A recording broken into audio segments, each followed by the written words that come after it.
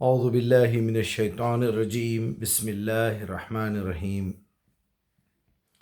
آج کا میرا موضوع ہے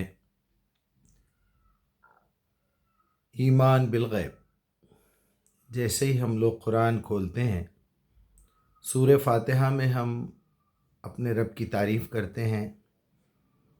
شروع کرتا ہوں اپنے رب کے نام سے، بسم اللہ الرحمن الرحیم، جو بڑا مہربان اور نہایت رحم والا ہے، اور ساری تعریفیں اس رب کی ہیں جو ہم کو کنٹینیوسلی پال رہا ہے۔ رب جو ہے وہ بہت بڑا لفظ ہے۔ آپ جب کبھی بھی اللہ تعالیٰ سے مخاطب ہوتے ہیں، آپ نے دیکھا ہوگا پوری قرآن میں کہیں ہم اللہم سے مخاطب ہوتے ہیں یا رب سے مخاطب ہوتے ہیں۔ ربنا ظلمنا انفسنا، ربنا آتنا فی الدنیا حسنہ، ربی اشرح لی صدری، ربی زدنی علما۔ یعنی رب کا لفظ استعمال کیوں کیا گیا بھائی، جبکہ اس کے 99 نیمز ہیں۔ آج ہم اس پہ بات کریں گے کہ علم غیب کیا چیز ہے۔ جیسے ہی ہم نے سورہ فاتحہ پڑھا، اہدنا صراط المستقیم کہا، پھر اس کی ڈیفینیشن بھی دی، اللہ سے مخاطب ہو گئے ہم اچانک۔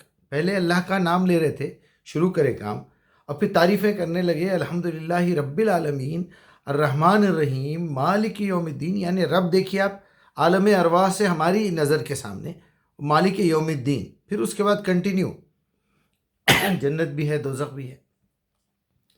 کیا مطلب ہے؟ جیسا ہی آپ سورہ بقرہ شروع کرتے ہیں، سب سے پہلے آپ کو اس بات پہ بات ماننا پڑے گا کہ ذالک الکتاب لا ریب فیہ، یہ وہ کتاب ہے جس میں شک نام کی کوئی گنجائش ہی نہیں ہے۔ لوگوں نے ترجمہ کیا کہ اس میں کوئی شک کی کوئی گنجائش نہیں ہے کہ یہ رب کی طرف سے نازل ہوئی ہے۔ یہ غلط ترجمہ ہے۔ اس کا مطلب یہ ہے کہ یہ کتاب رب کی طرف سے بھی نازل ہوئی، اس میں بھی کوئی شک نہیں ہے۔ یہ اللہ کی کتاب ہے، اس میں بھی کوئی شک نہیں ہے، اور اس کے اندر ایک لفظ بھی غلط لکھا ہوا نہیں ہے۔ ہر لفظ صحیح ہے، ہر حرکت، زیر زبر، پیش مد، تشدید، سب کچھ صحیح ہے۔ اور ایک بات اس میں شامل ہے، لا ریب فیہ کا مطلب یہ ہے کہ اس کے اندر جو ترتیب ہے سورہ فاتحہ سے سورہ ناس تک 100% ایکوریٹ ہے۔ ایک حرف بھی اس میں اضافہ نہیں ہوا، ایک حرف بھی اس میں سے ناقص نہیں ہوا، مائنس نہیں ہوا۔ ایسا بھی نہیں ہوا کہ پہلے زمانے میں اوپر کی صورتیں نیچے کی صورتیں اوپر لکھی ہوئی تھی، بعد میں چینج ہوئی۔ یہ اور بات ہے کہ نازل ہوتے وقت قرآن کی ترتیب الگ تھی، تنزیل الگ ہے، ترتیب الگ ہے۔ شک کی کوئی گنجائش نہیں ہے کا مطلب یہ ہے کہ اللہ سبحانہ و تعالیٰ اپنی کتاب میں ایک لفظ بھی بلا وجہ نہیں لکھتا۔ کہیں اگر وہ رب لکھ رہا ہے تو وہ اس کے رب کے معنوں کے حساب سے لکھ رہا ہے، کہیں وہ خالق لکھتا ہے تو خالق ہی لکھتا ہے۔ اپنی کتاب کے بارے میں کہیں قرآن کہتا ہے، کہیں ذکر کہتا ہے، کہیں میزان کہتا ہے، کہیں فرقان کہتا ہے، ہدایت کہتا ہے، روشنی کہتا ہے۔ وہ جگہ پہ اس نے جو لفظ استعمال کیا ہے اس کا 100% وہاں فائدہ ہوگا، اور وہ اسی جگہ کے لیے بنا ہوا لفظ ہے، اور وہ لفظ اسی جگہ پہ استعمال ہونا چاہیے تھا اس کا صحیح مفہوم سمجھنے کے لیے۔ یہ بات بھی ہم مان گئے۔ ذالک الکتاب لا ریب فیہ ھدی للمتقین، 100% آپ نے اہدنا صراط المستقیم پوچھا تھا، اللہ تعالیٰ نے بتا دیا۔ ہدایت اگر چاہیے تو تقوی اختیار کرو۔ تقوی کا مطلب پرہیزگاری، پرہیزگاری کا مطلب گناہوں سے بچنا۔ میں سمپل طریقے سے بتا رہا ہوں آپ کو۔ اب آگے بڑھیے آپ، ھدی للمتقین الذین یؤمنون بالغیب ویقیمون الصلاۃ، جو بن دیکھے اس پر ایمان لاتے ہیں۔ غیب پر ایمان لاتے ہیں مت بولیے، اس کا ترجمہ کیجئے، کیونکہ غیب کے معنی صرف وہ ہے یا نہیں ہے، مجھے اس سے کوئی مطلب نہیں ہے، بس میں ایمان لا لیا۔ یہ تو جہالت اور نااہلی کی بات ہے۔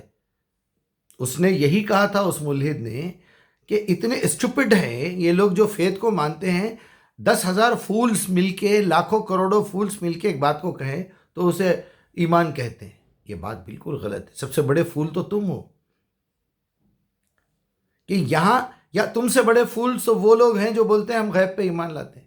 میرے چند دوستوں میں بھی ہے، بڑے عالم فاضل، بہت بڑے پہنچے ہوئے وہ ہیں، ٹیچر ہیں، پروفیسر ہیں، وہ بھی کہتے ہیں کہ نہیں ہم غیب پہ ایمان لاتے ہیں۔ ایسا نہیں ہے میرے بھائی۔ اسی کتاب کے اندر اسی اللہ تعالیٰ نے اسی فرشتے کے ذریعے سے اسی رسول کے پاس یہ بھیجا ہے، الذین اذا ذکروا بآیات ربہم لم یخروا علیہا صما وعمیانا۔ جب کبھی بھی ان کو نصیحت کی جاتی ہے میری آیات سے، اندھے گونگے بہرے بن کے یقین نہیں کر لیتے، بات پہ اٹک نہیں جاتے، ہاں آپ بول دیے بس ختم، نہیں، تحقیق کرتے ہیں۔ یہ مومن ہے، وہ اللہ کے بندوں کی تعریف کر رہا ہے اللہ تعالیٰ کہ یہ ہیں میرے بندے جو آنکھ بند کر کے کان بند کر کے ایسے نہیں۔ اب آ گئی بات آپ کے غیب پر، تو پھر آخر غیب کا مطلب کیا ہے؟ غیب کا مطلب صرف یہ ہے کہ جو چیز نظر سے نہ آپ کو سمجھ میں آئے، میرا اللہ مجھے نہیں نظر آ رہا ہے، جیسا میں نے مثال دی ہے پچھلے بیانوں میں، ایک کمرہ بند ہے، ایک آدمی کہہ رہا ہے کہ اس کمرے میں کوئی نہ کوئی شخص ہے، دوسرا کہہ رہا ہے نہیں ہے، دونوں جھوٹے ہیں، کیونکہ نہ اس نے دیکھا نہ اس نے دیکھا۔ آپ نے بول دیا کہ اللہ ہے بنا دیکھے، تو وہ لیول کے اوپر تو آپ بھی جھوٹے ہیں، کیونکہ آپ نے اللہ کو دیکھا ہی نہیں، رسول نے نہیں دیکھا، آپ کیسے دیکھیں گے؟ موسیٰ علیہ السلام نے ضد کی، اللہ تعالیٰ نے بتا دیا کہ تم مجھے نہیں دیکھ سکتے۔ کچھ لوگ کہتے ہیں معراج پہ نبی صلی اللہ علیہ وسلم نے دیکھا، وہ بھی غلط، معراج میں نہیں دیکھا آپ صلی اللہ علیہ وسلم نے، اور اللہ کا وعدہ ہے قرآن میں کہ میں نظر نہیں آؤں گا، میں قیامت کے دن ہی نظر آنے والا ہوں، تاکہ جس دن نظر آ گیا اس دن بات ختم نہ ہوئی، سب ایمان لے کے آئیں گے، اور اللہ تعالیٰ نے بتا دیا۔ چلیے آگے بڑھتے ہیں، تو پھر آخر اللہ کو کیسے پتہ چلے گا کہ اللہ ہے؟ تو آپ کے جو حواس خمسہ ہے اس کو بازو رکھ دیجیے آپ، نہ اللہ دکھائی دے گا، نہ اللہ سنائی دے گا، نہ اللہ سونگھنے کو ملے گا، نہ چکھنے کو ملے گا، نہ ہاتھ لگانے کو ملے گا۔ اب کیا کرنا ہے؟ ایسی بہت ساری چیزیں ہیں، اس کی میں چند مثالیں، آپ کے اپنے ہاتھ میں موبائل ہیں، میرے ہاتھ میں موبائل ہے، نیٹ ورک کے کتنے پوائنٹس ہیں، یہ ایک اس کے اوپر والا ایک، اس کے اوپر والا ایک، ایسا پورا گراف جائے گا، آپ کو پتہ چل جائے گا کہ آپ کے اسکرین کے اوپر نیٹ ورک کتنے پوائنٹس ہیں۔ آپ دیکھ کے بولیں گے نہیں بھائی میرے پاس نیٹ ورک بڑا ویک ہے، لاسٹ کے نیچے والے 2 پوائنٹس آ رہے ہیں، یا کسی کے پاس 1 پوائنٹ آ رہا ہے، یا نیٹ ورک ویک ہے، حالانکہ نیٹ ورک آپ کو نظر نہیں آ رہا ہے، تو اس کا مطلب یہ ہے کسی انجینئر نے نیٹ ورک کو تول کے اس کو اس حالت میں لے کے آیا کہ جو آپ کو اسکرین پہ نظر آ سکے۔ دل کی دھڑکن ECG میں بتائی جا رہی ہے، بلڈ پریشر کے لیے ایک آلہ تیار کر دیا گیا ہے، بخار کے لیے تھرمامیٹر بنا دیا گیا ہے، آپ کی بیٹری کیسے چارج ہو رہی ہے آپ کو پتہ چل رہا ہے، چارج ہو رہی ہے، ورنہ آپ سوچئے وہ آپ کو علامت نہ دکھائی جائے، وہ آئیکن نہ دکھایا جائے، وہ آپ کو جو انڈیکیشن بتایا جا رہا ہے وہ اگر نہ بتایا جائے تو آپ کو کیسے پتہ چلے گا کہ آپ کے پاس بیٹری چارج ہو رہی ہے؟ لیکن وہ پتہ چلے گا کہ گرین ہوتی ہوئی جائے گی، 100% ہو جائے گی تو وہ آپ کو نظر آئے گی کہ بھائی 100% ہو گئی، اب آپ کو چارجر نکال دینا چاہیے۔ تو ایک نالج، ایک علم ایسا ہے جو اندیکھی چیز کو دیکھا بنا سکتا ہے نا؟ آپ کو ٹیمپریچر دکھا رہے ہیں پانی کا کہ پانی اتنا گرم ہو گیا ہے، جہاں ہیٹرز کے پاس ٹیمپریچر لکھا ہوا نہیں ہے۔ پرانے زمانے میں ہم لوگ ایک ہیٹر کو ڈال کے پانی میں چھوڑ دیتے تھے، کچھ دیر کے بعد بھاپ لکھنے لگتی تھی، وہ ہیٹر بتا رہا ہے، پھر آپ ہاتھ قریب لے جائیں گے آپ کو چرکا لگے گا، پانی میں ہاتھ ڈالیں گے پتہ چلے گا کتنا گرم ہو گیا پانی۔ اگر اس کے ساتھ کوئی تھرمامیٹر ہوتا سائیڈ میں، جیسے گیزر میں ہے کہ بھائی 43 جو ہے ڈگری گرم ہو چکا ہے، آپ سوئچ آف کر دیجئے، یا 43 پہ آٹومیٹک تھرموسٹیٹ کو ایڈجسٹ کر دیجئے، جیسا ایئر کنڈیشن میں لگایا جاتا ہے۔ آپ کو فین کے لیے بتایا جاتا ہے فین 1 نمبر پہ ہے، 2 نمبر پہ، 3، آپ ہوا کو میجر نہیں کر سکتے۔ تو ایسی آپ کو لاکھوں ہزاروں چیزیں ملیں گی، سینکڑوں چیزیں ملیں گی جو نظر نہیں آتی، چکی نہیں جا سکتی، سونگھی نہیں جا سکتی، سنائی نہیں دی جا سکتی، سب کو کنورٹ کر کے انسان کے حواس خمسہ میں لایا گیا ہے۔ اب یہاں ایک سوال آئے گا کہ پھر میں اللہ کو کیسے مانوں، میں کیسے ثابت کروں کہ اللہ کا وجود بھی ہے؟ تو اس کے لیے مجھے غور و فکر کرنا پڑے گا، بالکل جس طرح ایک انجینئر آپ کے لیے ایک سمبل لا کے دے رہا ہے، یہ سامان اتنے کلو کا ہے، آپ ہاتھ میں اٹھائیں گے اندازہ نہیں ہوگا، لیکن جب آپ اس کو تولیں گے تو آپ کو پتہ چلے گا کہ میں نے 1 کلو ٹماٹر خریدے ہیں، میں نے 10 کلو آم خریدے ہیں، میں نے 1 تولہ سونا لیا ہے، اس میں سے 1 ماسے کا بھی جو ہے ویٹ بتا دیا گیا، اور ڈیجٹس میں آئے گا۔ آپ کھڑے ہو کے میٹر پہ چیک کرتے ہیں، اچھا میرا وزن کتنا ہے بھائی، 80 کلو کے اوپر ہو گیا تو مجھے کم کرنا چاہیے، اس مہینے میں نے 3 کلو کم کر لیا۔ یہ کیسے پتہ چلا آپ کو؟ اس میٹر کی وجہ سے۔ تو کوئی نہ کوئی آدمی یہ ترقی کر کے، کوئی نہ کوئی انسان، کچھ انسان مل کے، کچھ انجینئرنگ نکال کے میجرمنٹ، یہاں سے وہاں تک کتنے کلومیٹر ہے، یہاں سے یہاں تک کتنی فٹ ہے، یہ کمرہ کتنے بائی کتنے کا ہے، جب آپ فٹ بنائیں گے تبھی تو ہوگا نا۔ تو آخر اللہ ہے یا نہیں ہے معلوم کرنے کا کوئی تو فارمولہ بنانا چاہیے نا. اور جب اس طرح کے ایتھسٹ سے کوئی بحث کرے تو ہمارے علماء کا یہ فرض ہے، ہمارے اچھے دانش مندوں کا یہ فرض ہے کہ وہ باتوں کو، ساری باتوں کو ہٹا کے کہے کہ نہ آپ ثابت کر سکتے نہ میں ثابت کر سکتا اللہ ہے، بلکہ یہ پہلے اعتراف کریں. کیونکہ آپ اپنے حواس خمسہ سے دیکھنا چاہتے ہیں اللہ ہے یا نہیں ہے. میں حواس خمسہ کو استعمال کر کے دیکھنا چاہتا ہوں، بتانا چاہتا ہوں کہ اللہ ہے یا نہیں ہے. مثال کے طور پہ آپ بیمار ہو گئے، آپ کو کتنا بخار ہے آپ کو پتہ نہیں چلا، تھرمامیٹر رکھنے سے پتہ چل گیا. آپ کا بلڈ پریشر چیک کر لیا ڈاکٹر نے، آپ کا بخار چیک کر لیا، آپ کی آنکھوں کھول کے دیکھ لیا، زبان نکالو اندر کے چھالے دیکھ لیے، کانوں میں دیکھ لیا، سب کچھ دیکھ لیا. اب اس کو کچھ سمٹمز ملے، وہ سمٹمز کے اوپر اس نے ایک دوائی لکھی. اب وہ دوائی کس طرح آپ کو شفا پہنچاتی ہے آپ کو نظر نہیں آ رہا ہے. کون سی دوائی میں شفا ہے، کون سی دوائی میں شفا نہیں ہے، کیسے پتہ چلے گا؟ جب آپ وہ 3 دن کا کورس کریں گے تو چوتھے دن آپ کو پتہ چلے گا میرا بخار بھی کم ہو گیا، میری سینے کی جلن بھی کم ہو گئی، میرا بی پی بھی نارمل ہو گیا، میرے موشنز بھی کم ہو گئے، میری الٹیاں بھی کم ہو گئی، میری جو نیند آنے کا پرابلم تھا وہ بھی ٹھیک ہو گیا. جہاں مجھے نیند زیادہ آ رہی تھی اب میں نارمل سو رہا ہوں، جہاں میرے موشن میں گڑبڑ تھی وہاں میرے موشنز بھی نارمل ہو گئے ہیں. نتیجے سے ہی فرق پڑے گا نا، نتیجے سے ہی ثبوت ملے گا نا. تو آپ کو پہلے اس اسٹڈی پہ جانا پڑے گا، یہ ماننا پڑے گا کہ اس کائنات کا کوئی نہ کوئی اگر پاورفل ایک خدا ہے، ایک اللہ ہے، تو پھر وہ ہے کہاں؟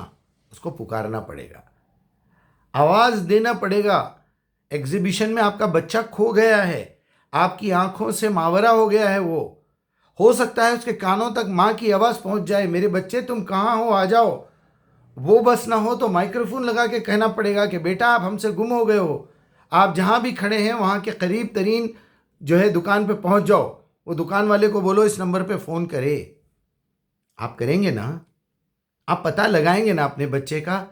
اگر وہ دیکھنے سے بھی نہیں سمجھ میں آ رہا ہے، آپ کے بیان کرنے سے بھی نہیں سمجھ میں آ رہا ہے، آپ پولیس میں کمپلین کریں گے، آپ گیٹ کیپر کے پاس جائیں گے، یہاں سے جو بچہ جائے گا اس کی تصویر لو اور اس کے ساتھ کون آدمی ہے دیکھو، کوئی ہو سکتا میرے بچے کو کڈنیپ کر کے لے جا رہا ہو.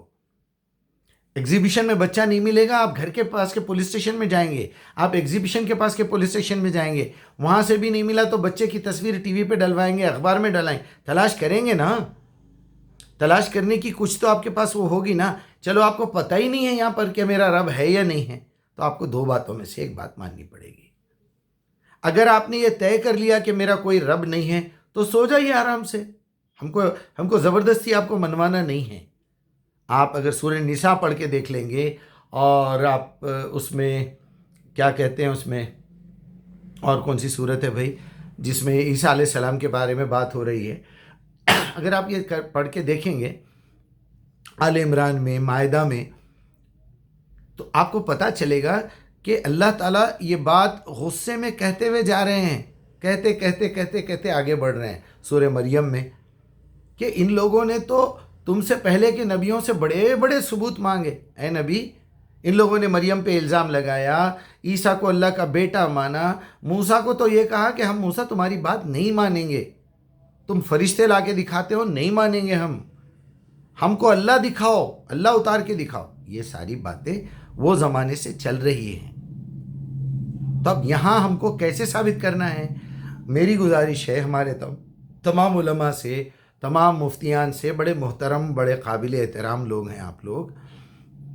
میں نے اسی لیے اپنے بیانوں میں پہلے آپ کو یہ ثابت کر دیا کہ یہ یا تو 50% 90% معاملہ یہ ہے کہ یہ پورا کریٹ کیا ہوا ڈرامہ ہے، کسی کو استعمال کیا گیا ہے.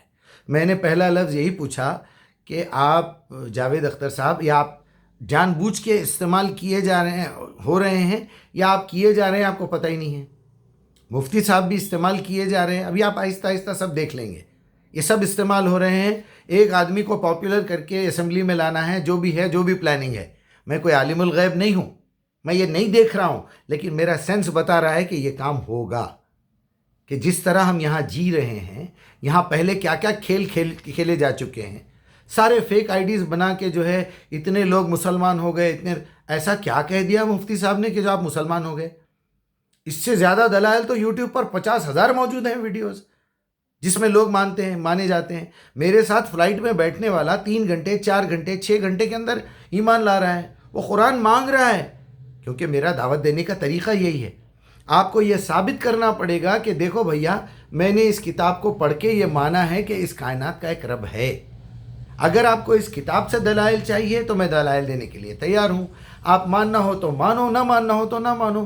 میرے نزدیک آمنت باللہ و ملائکتی و کتبہ و رسلہ یوم الآخر، یہ پانچوں کے پانچوں چیزوں پہ ایمان لانے کے لیے صرف ایک ہی کتاب میرے پاس موجود ہے، قرآن. جب میں یہ قرآن کو کھول کے پڑھوں گا تو مجھے پتہ چلے گا کہ آمنت باللہ کا مطلب کیا ہے. میں نے ایمان لایا اللہ پر، میں نے مان لیا کہ اس کائنات کا ایک رب ہے. بات وہیں سے شروع ہو رہی. آپ ایمان کا مطلب نہیں سمجھا سکے. آپ اس کو بتانا چاہیے تھا ایمان کے 3 درجے ہیں، علم الیقین، عین الیقین، حق الیقین. آپ کو یہ بتانا چاہیے تھا اور آپ کو یہ اعتراف کرنا چاہیے تھا کہ میں نے قرآن سے دیا ہے جو بھی جواب دیا ہے. آپ اپنے آپ کی قابلیت دکھانے کی کوشش مت کیجیے. آپ پہلے شرط لگائیے اگر کوئی ملحد بات کرنا چاہتا ہو تو میں اگر آپ کو دلیل دینا ہے خدا کی تو اسی کتاب سے دوں گا، کیونکہ میں نے بھی اسی کتاب سے مانا ہے. آپ خود قرآن پڑھے ہوئے نہیں ہیں، آپ خود قرآن کے داعی نہیں ہیں، آپ روایتوں کے پیچھے بھٹکنے والے لوگ ہیں. آپ نے ایک پرٹیکولر خاص ٹرینڈ والے مدرسے سے پڑھا ہے اور اسی مدرسے کے آپ عالم ہیں.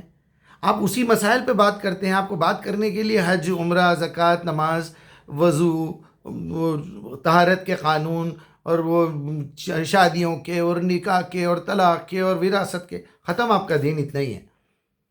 آپ کو پوری قرآن کو دعوت کے طور پہ دنیا کے سامنے سمجھانا ہے.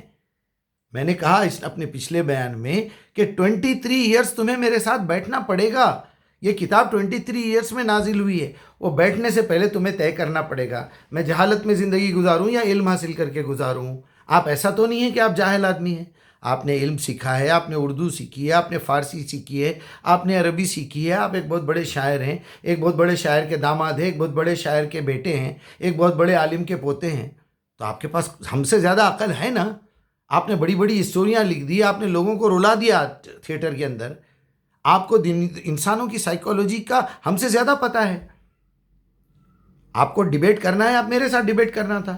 میرے ڈیبیٹ میں تو آپ غائب ہو گئے. آپ نے جتنے سوالات کیے تھے میں نے 2 گھنٹے 42 منٹ ریکارڈنگ کر کے آپ کے ہر سوال کا جواب دیا ہے میرے اپنے اس پہ پوڈ کاسٹ میں. آپ آئیے، آپ سن کے جواب دیجئے. اس کا مطلب یہ ہوا کہ جو لوگ صحیح جواب دینے والے ہیں ان کو تو کونے میں کر دیا گیا. اب ایک بندے کو اٹھا کے اس کو پبلسٹی دے کے مشہور کر کے آگے آنے والے دنوں میں اس کا کیا استعمال کرنے والے ہیں آپ. خیر یہ موضوع الگ ہو گیا. آج میں آپ کو بتانے والا ہوں صرف علم غیب کیا چیز ہے، وہ میں آپ کو سمجھانا چاہ رہا ہوں. وہ کیا ہے؟ آپ مثالوں سے سمجھ گئے. یہ سورج کیسے گھوم رہا ہے، یہ چاند کیسے گھوم رہا ہے، یہ زمین کیسے گھوم رہی ہے، اس کی اتنی ایکیوریسی کیسی ہو گئی. میں نے پچھلے بیان میں یہ بھی بتا دیا کہ اتنا جو نظام ہے اس قرآن کے اندر، 114 صورتوں کا ایک مقصد ہے، 7 منزلوں کا ایک مقصد ہے. سورہ فاتحہ میں 7 آیتوں کا ایک مقصد ہے. سورہ بقرہ میں 286 آیات کا ایک مقصد ہے. اس کے سینٹر میں سینٹر کا ورڈ، وسط کا لفظ یوز کرنا ایک مقصد ہے. 25 انبیاء کا نام لکھنا ایک مقصد ہے قرآن میں. اس میں سے 21 انبیاء جو ہے سورہ انبیاء پہ 21 نمبر ہے. 4 رسول ہیں، یہ بھی بتا دیا میں نے. میں آپ کو بتا سکتا ہوں قرآن کے اندر سے ثبوت نکال کے 286 میں سے مکے میں کتنی صورتیں نازل ہوئی، مدینے میں کتنی نازل ہوئی. ذرا بورڈ پہ لکھ کے دیکھیے. 286، 2 کو چھوڑ دیں گے 86 صورتیں مکی ہے، 6 کو چھوڑ دیں گے 28 صورتیں مدنی ہیں. میں آپ کو قرآنی آیات سے ثابت کروں گا کہ رسول اللہ کو 40 سال میں نبی بنایا گیا. 13 سال آپ مکے میں گزارے، 10 سال مدینے میں گزارے. میں سورہ نمبر، آیت نمبر، لفظوں کے ساتھ، زیر زبر کے ساتھ ثابت کر دوں گا میں. مگر آپ کو محنت کرنی پڑے گی، آپ کو دیکھنا پڑے گا، قرآن کے اندر تدبر کرنا پڑے گا. میں نے یہ آیت کو ریپیٹ بھی کر کے سنایا تھا.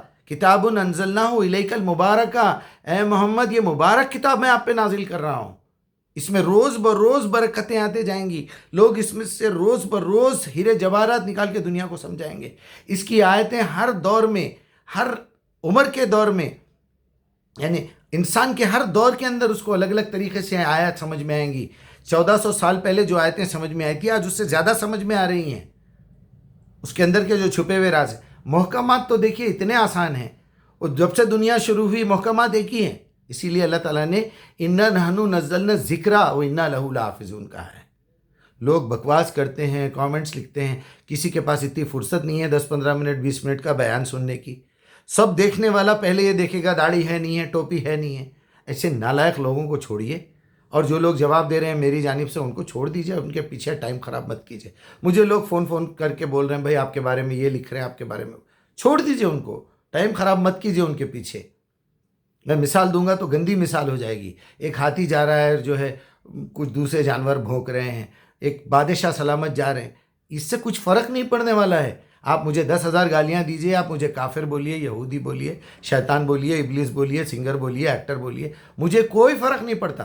قیامت کے دن آپ اور میں سامنے ہوں گے، اس دن جو پتہ چلے گا آپ کو کہ ہائے ہم نے یہ کیا کر دیا، نہ اس کی پوری بات سنی، نہ اس کی پوری بات کو سمجھا، اور اس نے پہلے ہی کہا تھا کہ دیکھیے پہلے تعوذ کیجئے اور سوچ سمجھ کے کیجئے، اعوذ باللہ من الشیطان الرجیم، اے اللہ میں شیطان مردود کے وسوسوں سے، شر سے، اس کے بہکاوے سے پناہ مانگتے ہوئے آپ کے پاس آنا چاہتا ہوں، آپ کی پناہ میں آنا چاہتا ہوں، آپ کی سیفٹی میں آ کے یہ میں قرآن بھی پڑھوں گا۔ فَإِذَا قُرِئَتِ الْقُرْآنَ فَاسْتَعِذْ بِاللَّهِ، یہ پہلا حکم ہے، اور بسم اللہ اگر پڑھنا ہے پہلے تو اللہ تعالیٰ نے بتا دیا اقرا بسم ربک الذی خلق، جب بھی پڑھو تو اللہ کا نام لے کے پڑھو، وہ پہلی وحی نہیں ہے، یاسین پہلی وحی ہے۔ آپ پڑھتے نہیں، سمجھتے نہیں، کسی کی بات سننے تیار نہیں ہے، لکیر کے فقیر بنے ہوئے ہیں۔ ہمارے بڑے غلط تھے کیا؟ ہمارے علماء غلط تھے کیا؟ آج 1400 سال کے بعد صرف مجیب صاحب کو عقل آئی کیا؟ آپ کی عقل غلاظت کھانے گئی ہوئی ہے تو میں کیا کروں؟ آپ اللہ سے پوچھتے نہیں، آپ برائیاں چھوڑتے نہیں، آپ تقوی اختیار کرتے نہیں، تو ہدایت کہاں سے ملے گی؟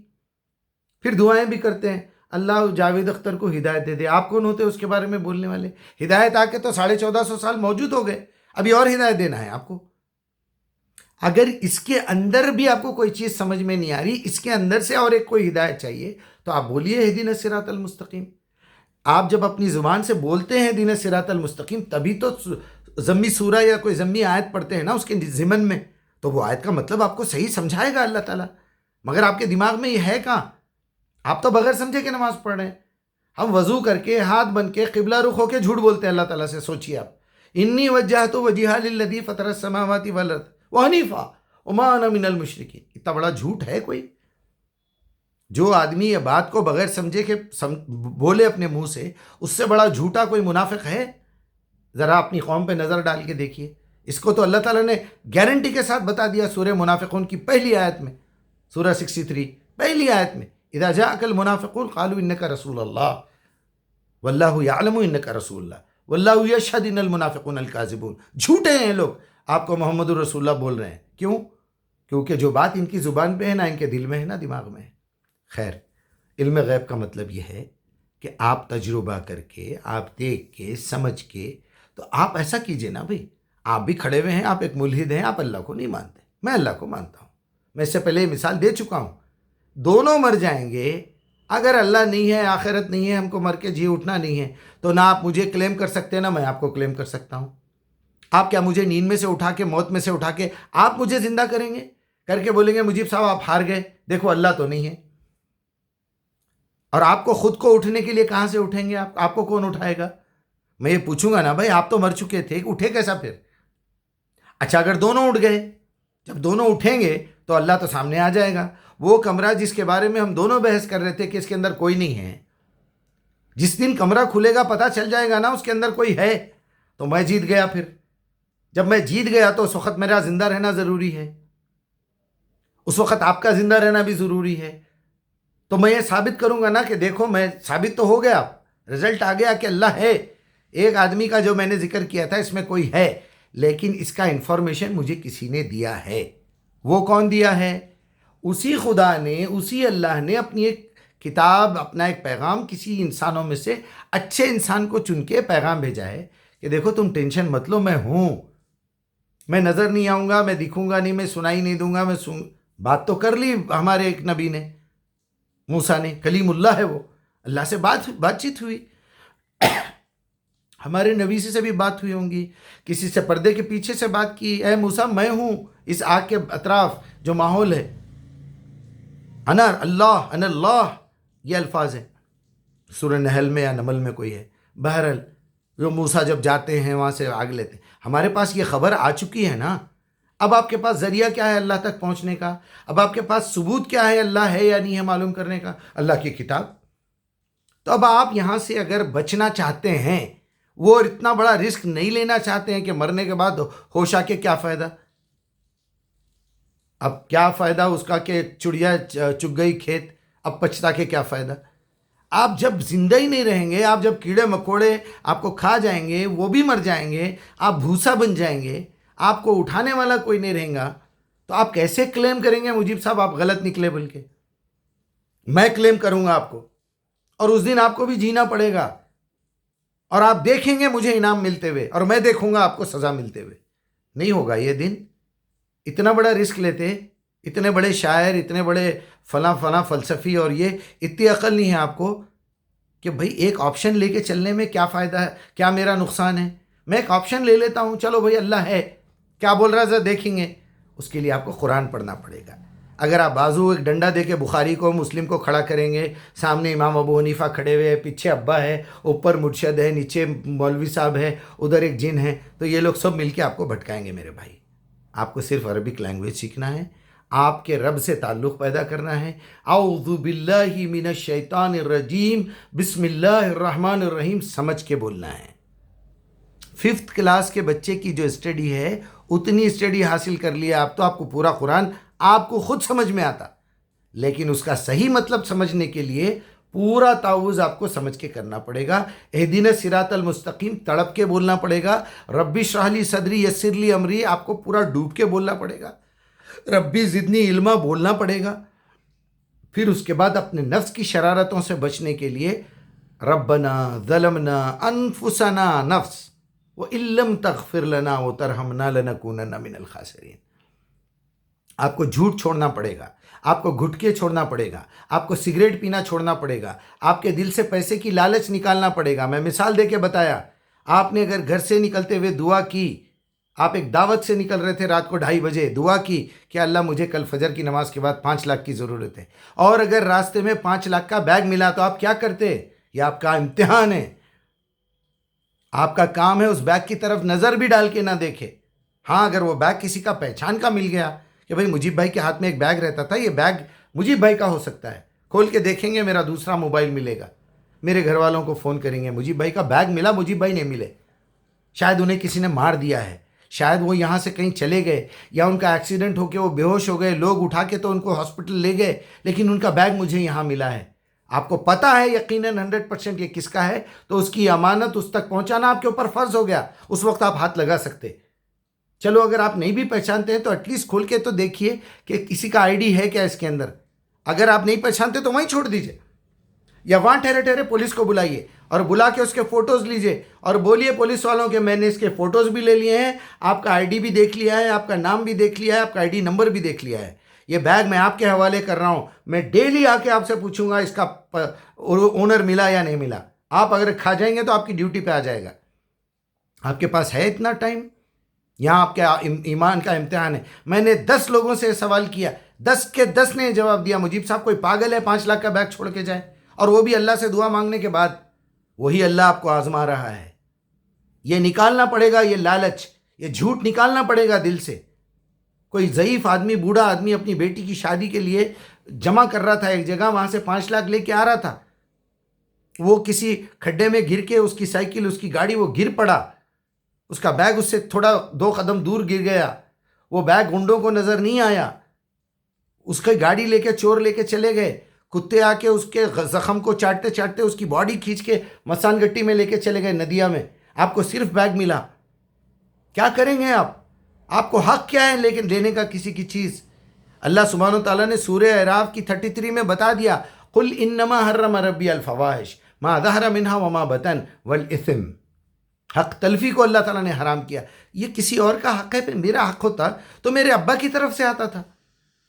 یہ آپ کو سیکھنا پڑے گا تبھی ہدایت ملے گی، یہ آپ کو سمجھنا پڑے گا تبھی آپ قرآن کو سمجھ سکیں گے، یہ آپ کو کرنا پڑے گا۔ اتنی بری نظر، اتنی فحش نظر ہے ہماری، ایک بے حیا عورت جا رہی ہے مٹکتے ہوئے، اپنا جسم دکھا رہی ہے، برقعے میں سے بھی، میکسی میں سے بھی، ساڑی میں سے بھی، پورے اٹریکٹیو پارٹس دکھ رہے ہیں۔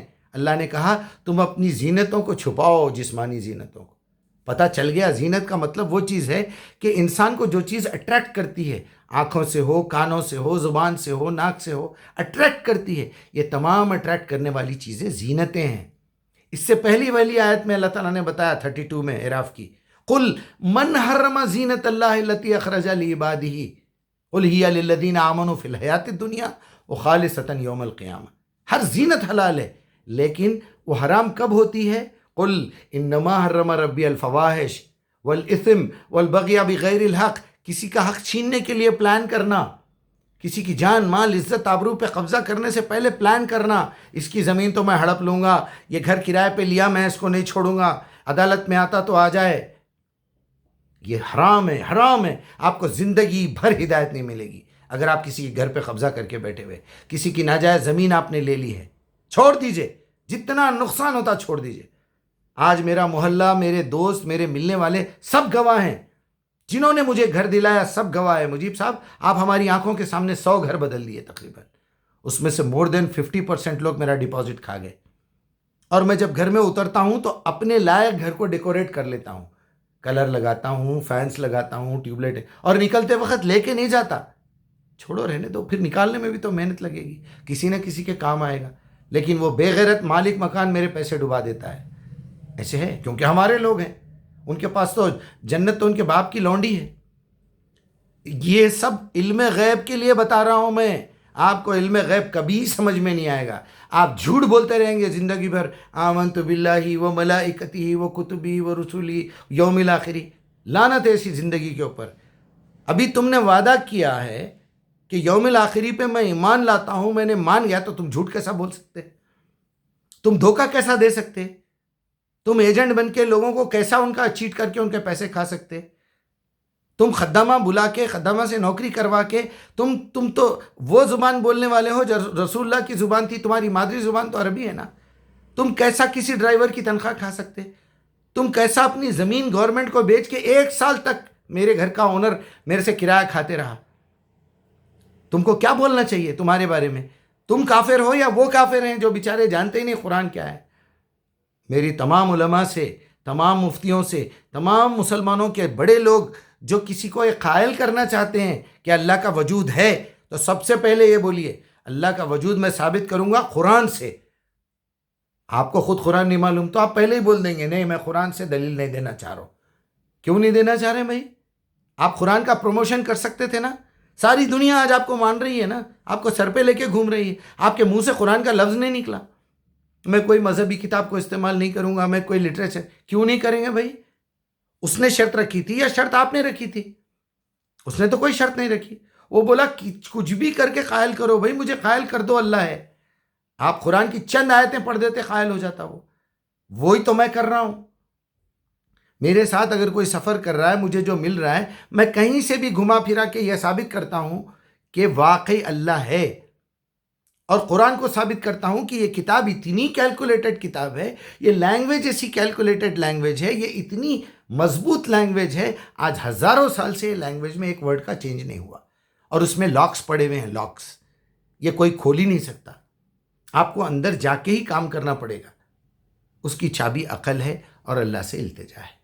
اسی کے ساتھ میں اپنی بات مکمل کروں گا، انشاءاللہ پھر ملاقات ہوگی۔ شاید بہت لمبا ہو گیا میسج، مجھے پتہ ہے ہمارے لوگوں میں اتنا ظرف، اتنی مردانگی، اتنی قوت، اتنی شجاعت نہیں ہے، منافقین بھرے ہوئے ہیں، پھگے، ہوا بھرے ہوئے پھگے، ایک پن مارے تو پھٹ جاتے۔ ان کو معلوم ہے گالیاں کیسے دینا ہے، ان کو معلوم ہے الزامات کیسے لگانا ہے، اپنے گریبان میں منہ ڈال کے یہ نہیں دیکھتے آج تک تم نے قرآن کا کوئی ایک سورہ لکھا ہے اپنے ہاتھ سے؟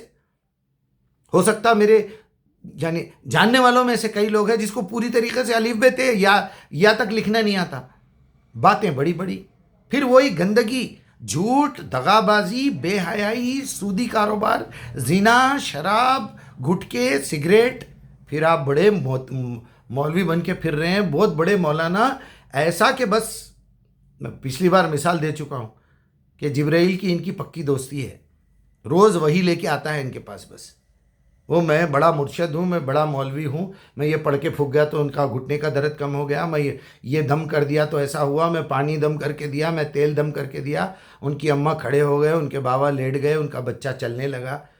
کیا بکواس ہے یہ؟ وہاں رسول اللہ کو خون نکل رہا ہے، رسول اللہ کے دانت ٹوٹ رہے ہیں، صحابہ شہید ہو رہے ہیں، انبیاء کئی شہید ہو چکے ہیں، اور یہ تھرڈ کلاس قسم کے چلر لوگ. بھائی علم غیب پوری تحقیق کے بعد علم غیب ہوتا ہے. اپنا خیال رکھیے. السلام علیکم ورحمۃ اللہ.